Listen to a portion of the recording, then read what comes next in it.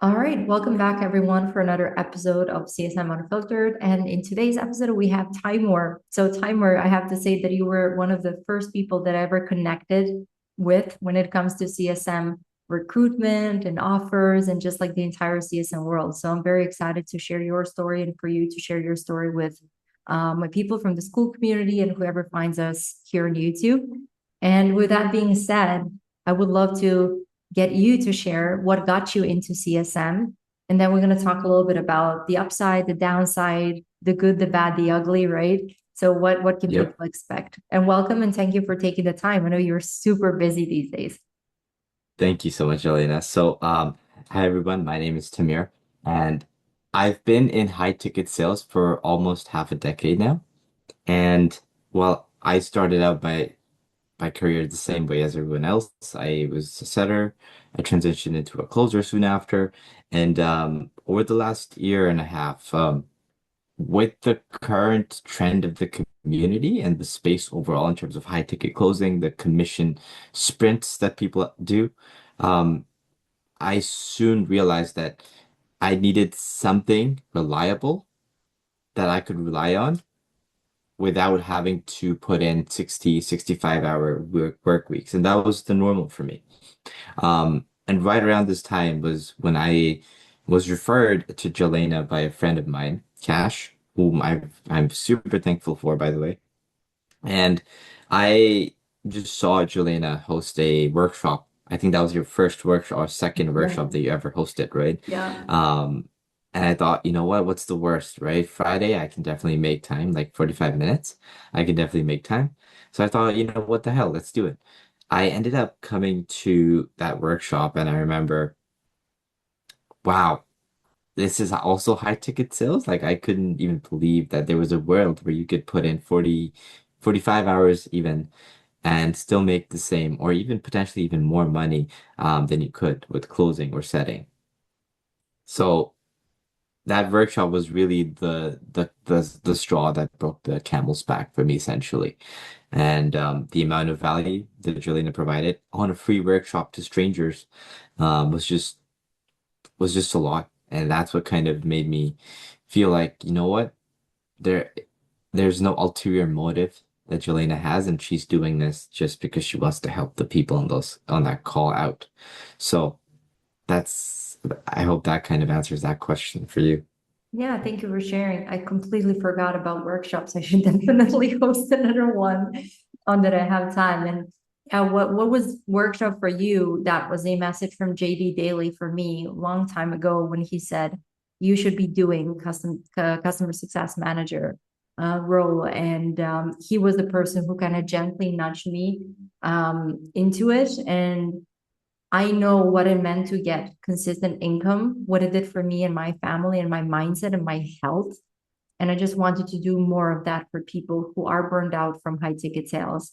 Hmm. And yeah, hopefully, more people find stability with CSM. And I see it's like it's an explosion, right? There's huge influx of sales professionals moving into customer success management because of this specific reason, because of like when you're a sales professional, whether it's like a setter or closer, each month you're starting from zero, there's a lot of stress, pressure, and people are more skeptical than ever. And it's proving to be like harder to sell than ever before. I remember golden ages when it was like COVID, everybody was online. We had workshops with like 300 plus people live buying 12K offers on the spot, checkout link, right? And now Yep. it's like my husband is on an offer, ADHD offer, and it's like 5K. And even that is like a big struggle for some people, right? So I think definitely if you are burned out from sales and you're looking for a little bit more stability, while I think thinking about transferable skills, like what can you do using the skills, using the experience and everything you built up to this point, just like repurpose it and use it for a different role, like CSM is definitely the path forward. Um, cool. So that was you shortly after you landed your first CSM role. I think it was something crazy, like you went for one or two interviews and you landed a role. Maybe I'm wrong, but Correct. it was a That was while the ago. first interview. First interview, yeah. Insane. What do you Yeah, think? of What went course. really well in that interview that kind of got you the role? I think the biggest point that you just touched on was transferable skills because a lot of people think as a CSM, like you need to have client experience, you need to know how to manage clients. But it's really, if you've been a closer or a setter or even a DM setter at some point, even for a couple of months, you've already kind of started developing those skills, right? For me, as a closer, I was huge on post-close the entire post-close journey and take care of the client afterwards. And so that was the biggest point for me in terms of transferable skills that I could have that I used and leveraged to show the company that I was interviewing with that I could really take care on a professional and a personal level of the accounts that were handled and given to me, basically. So I think that was the biggest point, which was how you can convert the skills that you already have into your CSM role. And you don't inherently need to have pre-existing CSM skills to succeed in this role. Fantastic. I had a great conversation with my one-to-one client today, and he also has sales background, like setting background. And he has an interview coming up. So we spoke about the role play he's about to go through. And one of the questions was, of course, refund or demotivated client, unhappy client. And basically, it's like all the objection handling you would do as a closer, you do it on that call. And there's like so many analogies, all like the objection handling, framing the calls. It's all from sales, and it helped me tremendously. Just like understanding how to formulate questions and listen better. And one of the mistakes that I made when I just started coaching is like I used to talk a lot. I still love coaching and I get obsessed and consumed by it, right? And I just like go Hmm. all in. But then when you have one-to-one, it's good for group coaching calls, but when you have one-to-one coaching call, it's more about listening and asking the right questions. And that's why I see more and more business owners hiring sales professionals because of that ability to peel the onion and ask like better questions to Yep. get to the bottom of the client concern or whatever the problem is. Nice. Hmm. What would you say, Timer, like for someone considering CSM career? Because I have also a lot of people who are like, thinking about it. Like, what are the good sides of it, like the upside, and what is the downside? Um, Honestly, the upsides, well, first of all, it's more stable, right? You know what you can look forward to next month. You don't have to reset that cycle every single month. You don't have to go back to zero every single month. Um, for me personally, as a CSM, it's allowed me to become more mobile, meaning I can now travel places without having to worry about when my next call is scheduled for. Um, and really, I feel like it's the biggest, the keys to the castle for me were the fact that the income was more predictable. And that could allow me to move my money around to a point where I knew what was coming in, so I could make more informed decisions around my budget instead of having to have it more be be more uh reactive than proactive, essentially. Mhm. That was the biggest upside to being a CSM. Um, Downside, none that I can think of at the moment. That's an interesting point. None that I can think of. Nice. Maybe You're selling the if you don't dream. like your personal time.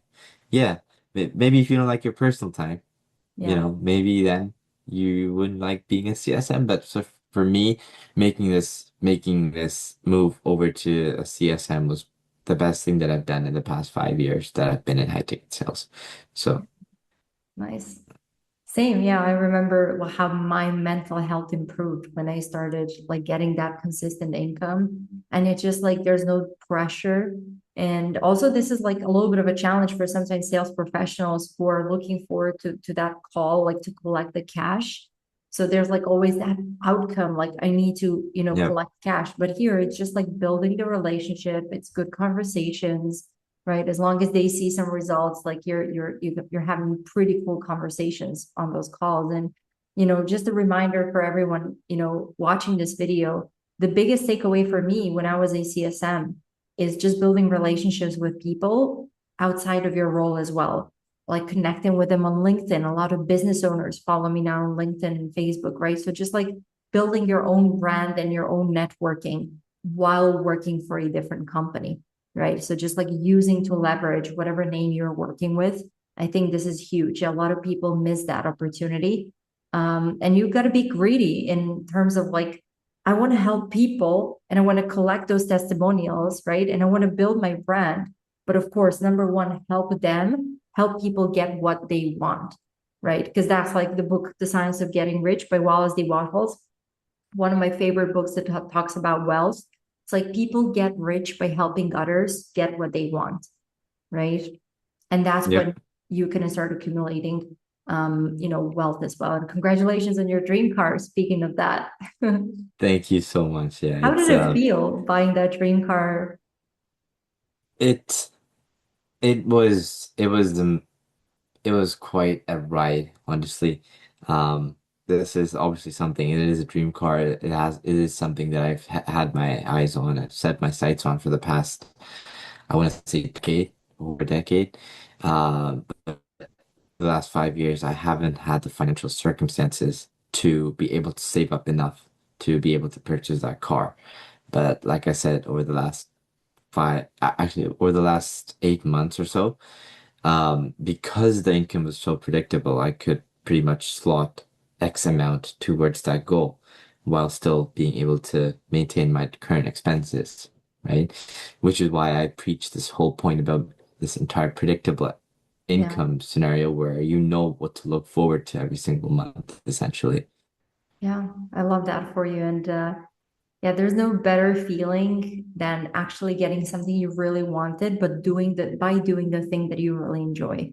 Right? Because I don't think Absolutely. that people who don't genuinely enjoy building relationships with people, they don't last long in customer success. Yep. If you're just coming into this because you heard it's good money, it's consistency, and you don't really have that drive, you don't like talking to people, you don't like building relationships, you don't care about the results, like you're not going to make it. I mean, you can land the role, but people will see right through your intentions, you know? But yeah, so Yep. happy for you. So happy for you. What is the one thing, if someone came to you and asked you for advice or something that you learned or you figured out by yourself or someone taught you that really helped you in your CSM career with managing clients, what would you share with them? I think actually, yes. The one thing that I would tell them is, and let me just say this first. The biggest thing you should be as a CSM is you should be a friend first, an ear, someone that lends an ear before you become before you're a CSM, essentially. What that means is even for us, our personal circumstances dictate a lot of the decisions that we make. And so for the accounts that you will manage, the people, the professionals that you will speak to, you need to really understand who they are as a person in their personal lives so that you can help them professionally make decisions. I think Mm, that's that has also been the keys to the castle for me as a CSM and the success I've had. beautiful. This is huge. It's like you can't prescribe medicine to someone who's not going to respond to that medicine or they're allergic to it, right? You have to really Exactly. understand what they need and who they are and what's happening. And that brings me back to building a relationship, like getting to know them on that deeper personal level and like opening calls with like, hey Mark, how was your trip to whatever, Bahamas, right? Nice location. How was this? How did the hospital visit go? Yep. Just like making it human. And especially in this era of AI, stuff and AI generated content, people crave genuine human care and connection. So that's a beautiful reminder. Yep. Beautiful reminder. Thank you, Timur, for taking the time. I really hope that Absolutely. whoever's watching this video has their questions answered or maybe doubts removed if they're considering switching to CSM.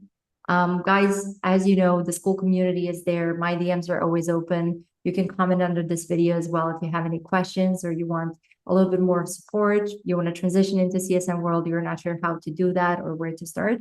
Drop me a message in school community. You have the link under this and connect with Taimur on Facebook, LinkedIn, support his journey, right? And yeah, we'll see you soon. Thank you, Taimur, again. Wishing you all the best visiting your parents. Thank you.